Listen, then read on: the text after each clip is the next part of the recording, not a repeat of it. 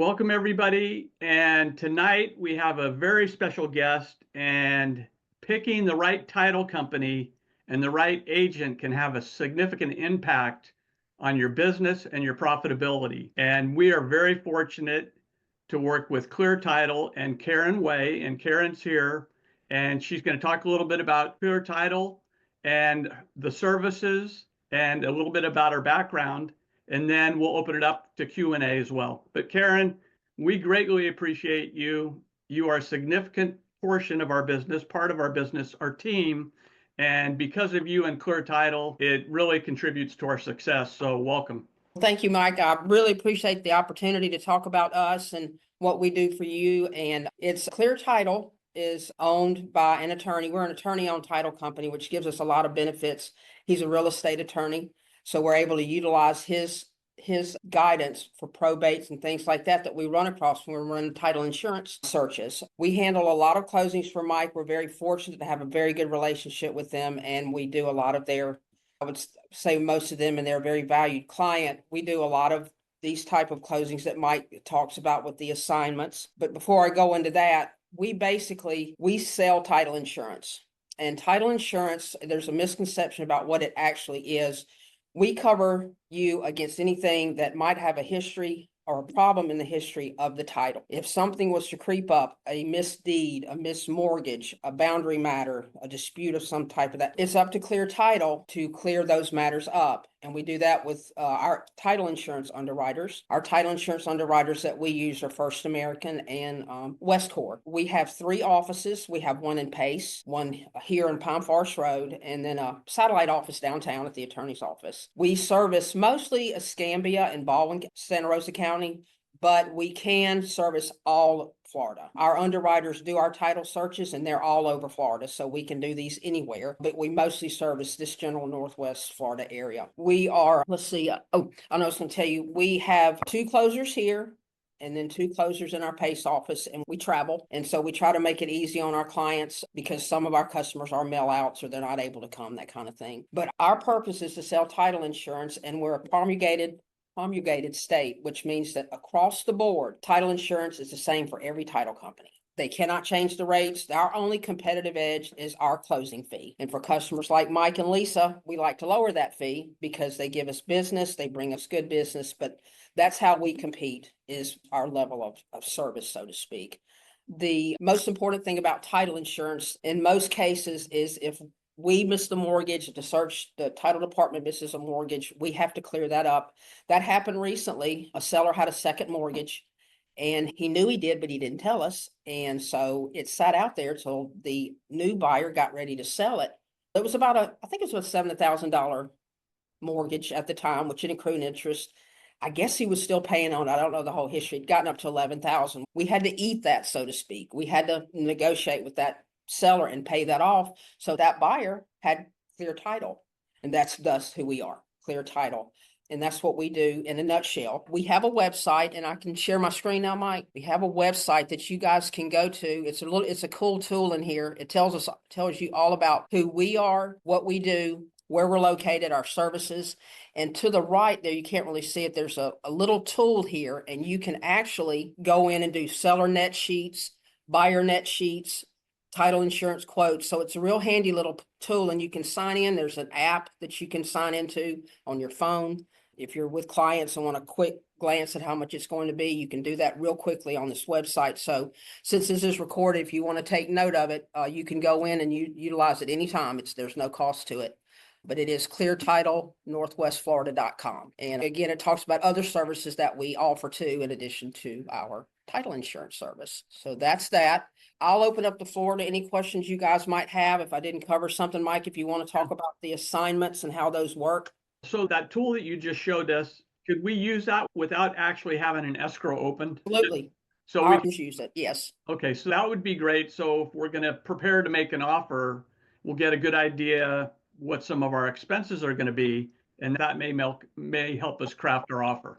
That's exactly what that does. It asks you who's going to pay the closing cost. It automatically computes everything, and within a second you have a generated buyer or seller net sheet. And then maybe if you can, sometimes we do assignments, sometimes we do double closes, and I do know some title companies do it a little bit different. So if we were to do an assignment, all parties would need to know that was an assignment and what the assignment fees are. Is that correct? That is correct. In the real estate business, the name of the game is disclosure, and it doesn't stop. We have to disclose to all parties what's going on that closing statement and why. So in the case of an end buyer, you would have your seller, your end buyer, and an assignment fee on that one HUD, and everybody is in the know. And of course, most sellers know that this is going to occur anyway. There are some companies that would rather do what they call a double closing. Now, some title companies will let you use the end money to buy that first one. We can't do that.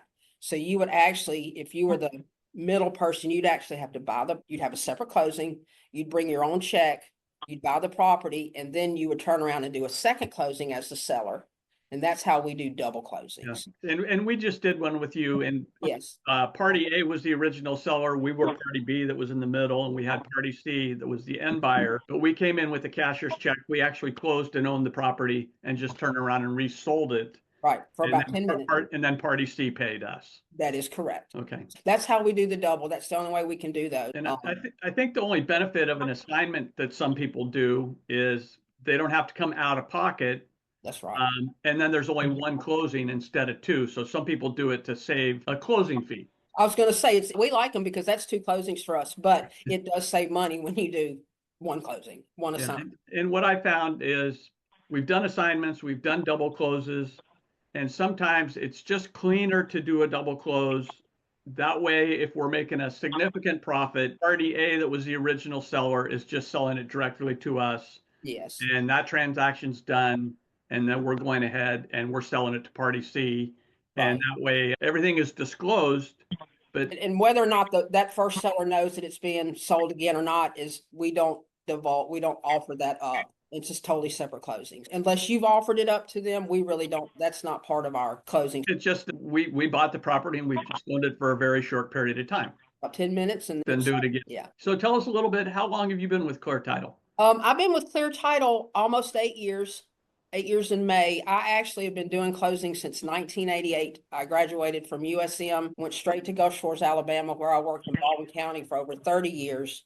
Then moved here to be closer to family and had to learn a whole new animal. Florida is a lot different than Alabama, but I've been doing this now for about 8 years over here. Our Penny, who is our PACE office closer, she's been doing it here for 20-something years. So we got a lot of background.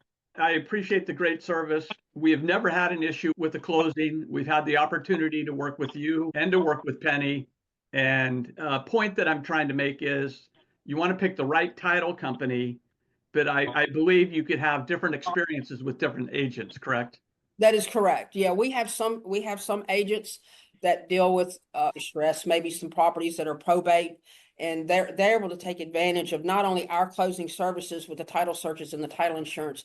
We engage Steve, the attorney that owns our company, and he can literally help us with the probate. It moves things along a lot faster when you get your foot in the door. So we offer 1031 exchange services, and that's all in the website too. So yes, we're very broad based and we're able to be attorney owned. And plus we underwrite for one of the major title companies, which is First American and Westcor, the top two, except for Old Republic. They're right behind them. And they're a solid company. So if there are claims that you're going to get it settled. One of the challenges that we have with probate, the owner on title's deceased.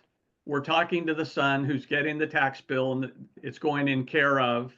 And we talk to the son or daughter and they don't want to pay the probate fees. And then we don't want to necessarily go out on a limb and pay the probate fees. And then we've spent $3,500 or whatever that amount is. And then the deal falls apart. With you guys, that probate would have to be complete. Yes and no. Steve offers, we're doing right now, so he gets a retainer fee, but we can collect the actual probate fee at the closing. Because that seller might not have the money, but they're going to have it when they close. We offer that too. We just have to make sure some things are going to work out and we've got a solid contract. But we are able to tell your seller, hey, don't worry about coming out of pocket right now. I like this at close. And that allows them to go ahead and you can write a contract and get it closed once probate's done. So yeah, that's great. And what would be a ballpark retainer fee? A ballpark retainer fee, probably $1,000. Oh my goodness. Okay. because there's some transactions a lot of people will pass on because they don't want to, we don't want to write the $3,500 or what No, have you. And many times the potential heir just doesn't have the resources. they don't have the resources, right? And the houses, and that's what we tell people, that this problem is going to occur every time you get a contract. It's not going away. So if we can do it this way and settle up at closing, it really helps go ahead. It helps the seller, it helps you get a transaction, and then we get a closing. And I'm guessing the time frame of a probate may depend on how many heirs there are and how difficult it It is. can be 3 months, it could be 6 months. It just depends on, like you said, the number of heirs. And maybe which county we're dealing with. Correct. But 3 to 6 months is a good window. Mhm. Okay. We also offer a service with regard to title that needs to be cleaned up. Westcor, I know you guys probably seen tax deeds and things like that. We have something, company we're affiliated with, or Westcor, is called Tax Deed Solutions. And they go in and they search the background of the property. And if everything looks good to them, instead of going and doing quiet title, you pay a fee and they do a certificate of title, and we can insure that. You have to wait 4 years on a tax deed. You Right. have to wait 4 years if they can go and clear everything up in the back. So if we can go ahead and use their services, it's a lower fee, and then we wouldn't have that 4-year waiting period. Is that correct? That is correct. The only thing is, say the window was 2 years left to go. If that seller sold within those 2 years, he'd have to go back through the same title company and the same tax deed solutions to get it recertified. But once that 4 years is up, he's golden, everything is fine. So and the cost is probably maybe anywhere from 1,100 to 2,500, depending on the value of the property. It's based on the sales price. Okay, and a quiet title is typically $3,500 or so. At least. Yeah. At least. Yes. So that's a definite advantage. And again, this can be collected at closing. Yeah. Sometimes we're not quite sure. I try to do a preliminary title search myself, going into the county Yes. recorder's office and try to get an idea. But is it possible for people to order a preliminary title report or something like that? We are happy to do that, especially when you've got someone and you know that you want to list their home or sell their home, and you think a probate issue or a tax deeds in the mix, that kind of thing. And then once we find out what's going on with that property, then you're like, okay, we know what we're up against. Here's the contract. Let's clean it up and close. So yes, and the fee is $85, and we can just charge that at closing. Okay. And then typically we don't want to come in and try to necessarily close at the last day of the month. That's when you guys get hammered. So I try to be sensitive to that if we can. What is a range of time frame to get a transaction done? A cash transaction, if title's clean, we can do it in a week to 10 days. Okay. It just depends. If there's a mortgage where the lender holds all the cards, that it's up to the lender. If there's title issues, it's up to the title issues. But we can try to get you closed within a week, 10 days, 2 weeks, depending on the circumstances. And if everybody's here, it goes pretty fast. But we've got mail out. So you've got all closings have different personalities. But if it's a clean as a whistle transaction, we can do it really fast. Okay. And usually when I'm talking to a seller, I don't try to tell them we can get this done in 3 days or what have you. No. It's typically approximately 2 weeks. I would say you're very safe with that estimate. Yes. Okay.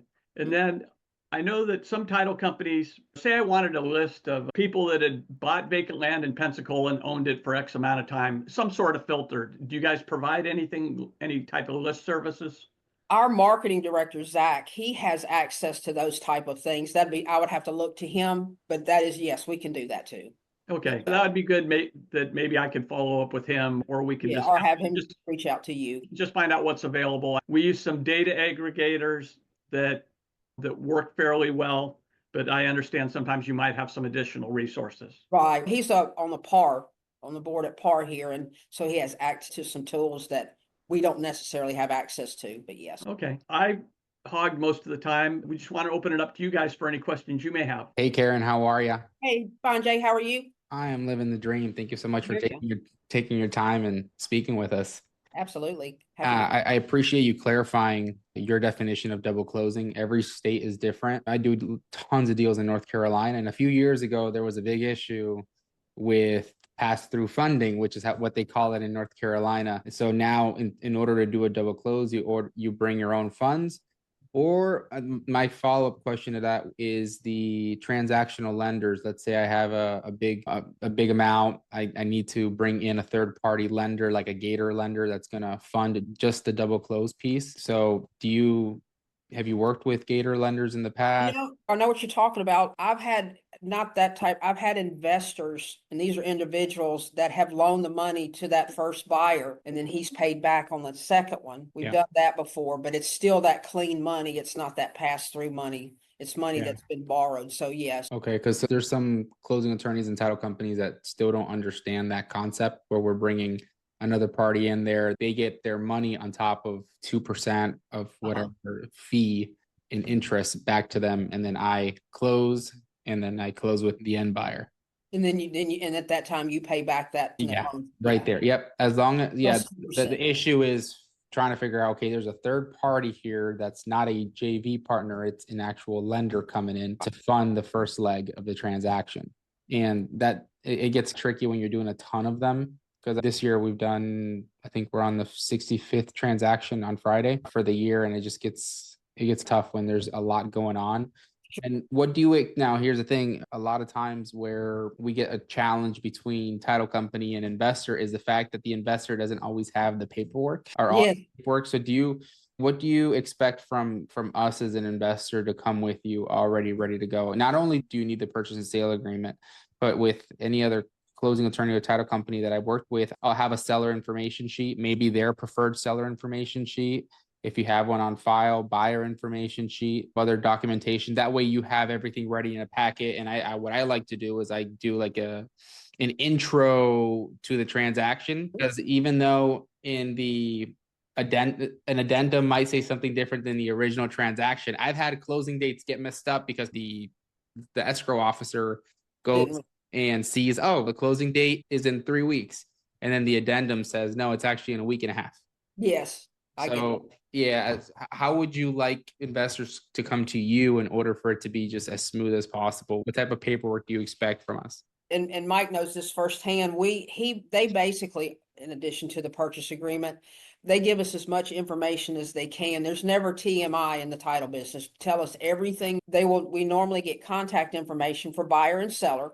And then we reach out to them, get their pertinent information. We obviously hold earnest money, so we send wiring instructions when we need to. We do not filter wiring instructions through the agents. They come directly from us to the buyer. So it saves some fraud situations there if they get hacked or whatever. But the main thing is that if we've got that initial contact information, we can take it from there. If there happens to be some other things like some issues, you guys are always the first to know. We send you a copy of the title commitment and the municipal lien search. So just to get started, the purchase agreement, buyer and seller contact, and anything else you might think we need to know to get it closed. Okay. Does all the information that we submit, does it get submitted into an email, into a portal? And do we get updated? Is it like an electronic portal online? How does that work with you guys? We tried that, like what you're talking about, but to answer your question, our orders are sent, Michael and Lisa, they send me emails. Okay. Those emails are facilitated to our title processor, Christina. She puts them in a program we call Closer's Choice. And from there, we generate everything that's about to happen with that file. But the initial startup is either through me or one of the other closers that strictly an email. That's how it gets started. Okay. And as far as being able to view anything, like I said, we initially send you the title commitment and the lien search, but there's not a portal that you can actually access to see what's happening.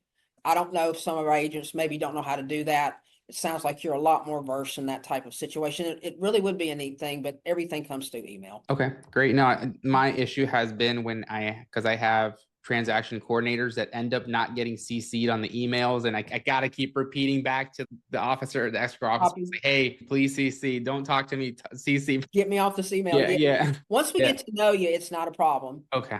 Sometimes it's when Mike and Lisa are emailing me, I know it's Lisa, but it says Michael. Yeah. It's what you get to know them and what you learn how they work. And that's what we try to do. I totally get the transaction coordinator thing. It does happen, but yeah, we try to keep everybody involved. Great. Awesome. Thank you. I have one more question, which is, how do you handle remote closings? I work virtually. Everything I do is remote. I live in Maryland and I do tons of deals in North Carolina, and I'll even get some deals in South Florida as well. And how do you guys send mobile notaries? Do you have a type of service or? We do. We use, this office mainly uses a company called BBS Notary Services.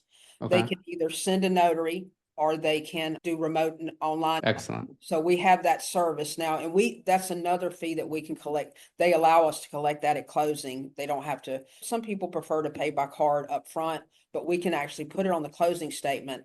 And it's just another fee collected at closing, but we use BBS notary services 99% of the time. Sometimes we email if it's cash and it's a really simple transaction and they email everything back to us. We don't need the originals because nothing's being recorded on the buyer side.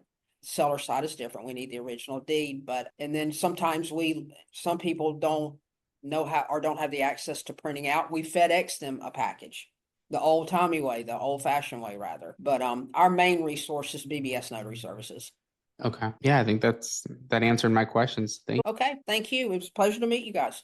Yeah, I appreciate it. I have not had an issue on any transaction. The service has been spectacular. And when I started, I indicated that picking the right title company and the right agent can affect your business and your profitability. And thanks to Karen, our business is just smooth as can be. And I want to thank Karen, Clear Title, and greatly appreciate you so very much. Thank you, Mike, and we appreciate your business. And I'd love to, anyone that's here today or that's going to see this recorded after the fact, if you want to go to the website and mingle around in there, and if you have any questions, my contact information is in that website. And I think Lisa's going to share some tomorrow. Please call me, shoot me an email. I'd love to work with you guys and anything I can do to help. We try to make it where people are able to, everything happens at the closing, where they collect all the fees, do everything, and then there's not a whole lot of mix-ups. We like it smooth. So typically after we enter into a transaction with the seller, we go ahead and send it to Clear Title and Karen, and that's typically our last communication with the seller. And yes. So for the service that you provide, it just makes it so much easier for us, and we can go on to doing deals instead of typically going back and forth to the seller. Occasionally we have to do that, but your service just makes it so much easier. We just try to, you've done your job. You sold the property. You brought us a contract. Now it's time to go out and do another one. Yes, we try to streamline everything. We've got several processors, and like I said, we've got foreclosures. There's not anybody in this office that can't do somebody else's jobs. If you call and I'm unavailable, somebody else knows what's going on in that file. Yeah. That's very important. Huh? I have another question. Now, are you simply in Escambia County or statewide? We are statewide. The majority of our clientele is Escambia and Santa Rosa, some of Pelusa, but we can do closing statewide. Good. My follow-up question to that, because I've been hit with hidden out-of-county fees from attorneys. Out-of-county fees. Yes. So do we have to expect that we have to pay an out-of-county fee if there's something outside of where? Absolutely not. Supposed to charge things like that. We have a Oh, yeah. I do a ton of business in North Carolina, and these attorneys here, I'm so sick of them. I know, but no, we don't have any extra. We don't even have wire fees. Oh, okay. Yeah. I definitely pay a ton of those. Yeah, I'm sure you do. But no, we don't have any out of county fees. We have our closing fee, search fee, and title insurance fee. And that's literally, and when you go into that website and that little right here, if you can see that quote, that's where you go in and it's going to calculate your title insurance and everything for you. Awesome. So that answered all my questions. Thank you. Thank y'all. I don't know where everybody went, but yeah, the whole screen just went blank. I apologize, Mike. I don't know what happened to the screen. There we go. There it is. There you go. Just go ahead and share again. That's right. I think we might have lost that screen again. There's something running in the background, but anyway. It's okay. We'll go ahead and pull it up, and it's in the recording. And yes, the process is recording overnight or first thing in the morning. It will be in the library, and your contact information is on the web. And Lisa here is going to go ahead and put her contact information and edit it into the video there for everyone as well. Yes, and I'd love to hear from you guys. Just reach out and say, hey, I listened to the Zoom the other day and I've got some questions and I'll be happy to help.